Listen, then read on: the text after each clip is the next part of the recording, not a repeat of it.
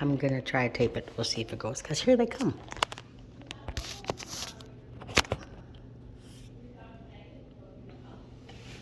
And I'm pissed. It's hot. Hotter than heck in here. Oh my gosh, it's hot, it's hot, it's hot, it's hot. Whew. Okay, here they go. I'm so hot.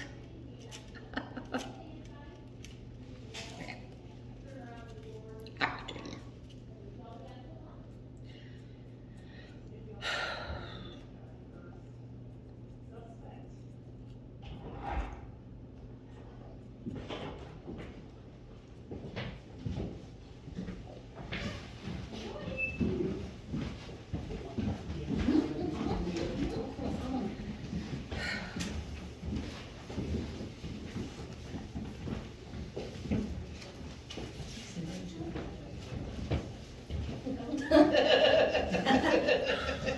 There's a purse under a chair out here. Does that belong to somebody? We have another group coming in before you're done. Do you want to keep that with you? I suppose I should. I can't guarantee that it'll be okay. As much as I'd like to say I'll keep an eye on it, There's always one.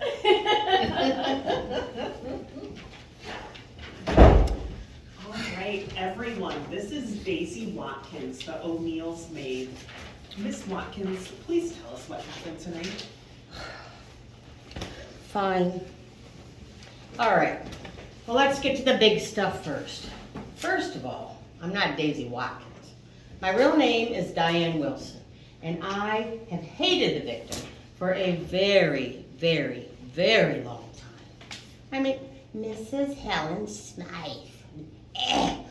Oh, you know, I was supposed to marry John. I was supposed to be the one that kept him happy instead of that stupid old Helen. I mean, she was one of the most devious, underhanded people that has ever poisoned the face of this earth. And I ought to know, because we grew up together in Cincinnati. That's right. Her family, my family, and Miss Smythe's were all part of this, how can I say, polite society. And John was courting me, and it was going beautifully. The only thing I didn't, was unfortunate to not know, was that one of my very best friends was an absolute snake. She and her father, they ruined my father's business. And not only that, they took down our entire family's reputation to the point where we were outed out of the town. In fact, we had to leave the whole state. And as soon as we did, old Helen swooped right in and married John and lived the life that I was destined to live. You know, but being a poor outcast, it taught me a few things, not the least of which was patience. So I waited. I never married, lived with my parents, took care of them, even when they were older, and when they passed away, I decided it was time to start plotting. So first, I found out where old Helen and John had run off to, and when I found out it was Sioux Falls, South Dakota, well, I came here myself, hence the new name. But still, I was willing to be patient and just watch and observe and just bide my time. Well, finally, when John died, I decided it was finally time for Helen's comeuppance. So I got a job here with Mary O'Neill, who was one of Helen's good friends, as her servant. And let me tell you, I was a fabulous servant. You can all write that down if you'd like. No, like I'll wait. Anyway, I'd only worked here for a few months, and I hadn't actually had time to finalize my plot for Helen's room. But I tell you this, it was going to be biblical when I did. I mean, Dumas himself would have chuckled over the whole thing, but somebody beat me to the punch. And you know, how fair is that? She ended up dying a well-regarded woman. That's the cruelty of fate. And as far as I know, you're all going to say what happened here tonight. Well, you know what? I don't know. And I don't particularly care. All I know is there was a fancy party. I managed it fabulously. Helen ended up dead. Good riddance. All right, who has question number 1 for Daisy Watkins, or rather, Diane Wilson? You adopted a whole new persona in order to gain your revenge, and you just admit to it. That seems really suspicious. Well, what do you want from me? told you the truth. You know, I would have loved to have killed Helen, believe me. But I figure even in this podunk town of Sioux Falls, there's probably a couple policemen with an ounce of brains that are gonna figure it out, and my past is gonna come to light, so I'm just trying to beat them to the punch. And I'll tell you another thing, I am not hanging for the death of that woman unless I had the privilege of doing it with my own two hands. And question 2 for Diane. Can you please be a little more specific in your movements tonight? Ugh, fine. Ugh. So I'm the only servant here. And you know, this was a big card party for all the fancy, fabulous women of Sioux Falls. So, I mean, look at me. I have been here all day long. I had to do all the cooking and the cleaning and the baking and the preparations and getting everything set up. And then when the ladies came and were mingling, passing out the refreshments, and when they finished their first refreshments and were ready for their first card game, well, then I came back to the kitchen to start the tea.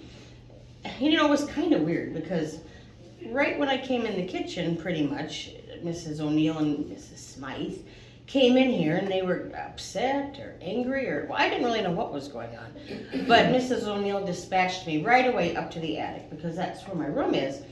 But I kind of wanted to eavesdrop and find out what was up. But she put herself right by that door, and as you'll see in a minute, the steps up to my room are right there, so I couldn't do that. So I just went upstairs and grabbed a book, and I don't know, maybe it was 20, 30 minutes or so, I came down, and because I heard a whole bunch of screaming and commotion, and then here was Helen's dead body, and all the ladies were standing around her upset. And the third question for Miss Wilson. Did you see any of the other suspects this evening? Suspects? I mean, I guess I don't know who was a suspect. Who all came? Oh, who was here? Well, Alice Bliss was here, and Elizabeth Montgomery came. Well, all the ladies came. It was a ton of them. All the fancy women from Sioux Falls. They were all mingling on the first floor all night, and you know, I guess maybe 10 minutes after I came in the kitchen, but before the ladies came in acting all upset about something, there was someone at the door, so I answered it. And it was Samuel Smith, and he wanted to talk to Mr. O'Neill. But now this was a ladies' night only. And so Mr. O'Neill, as far as I knew, was not here. He was downtown at his office. So I told Sam that. And Sam said, well, could I wait for him? Well, that's not my decision to make. So I called Mrs. O'Neill to the door, and she told Sam he could wait upstairs, but he had to stay in the study. And I saw him go up there right then, and I never saw him again, so I assume he stayed up there. And then I kind of lied to, well, most people throughout the night. But it wasn't my fault, really, because when I came in here to start the tea, I had to go to the cellar to get some of the things I needed. And when I was down in the cellar, that's when I caught Mr. O'Neill coming in the outdoor cellar entrance. And I asked him what he was doing, and he said he was just getting a bottle of wine to take back downtown. So I didn't care about that, but he did make me promise not to tell a single soul, especially his wife. And I did think when Sam came, well, maybe I should run down there if he was still there to tell him Sam was here, but I don't know, I figured he wouldn't care. Well, thank you, Miss Wilson, I guess. Please stay here, everyone else, if you'll follow me.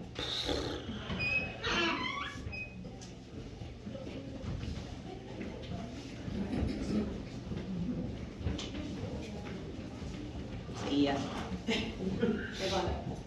Ridiculous, I've been here all day.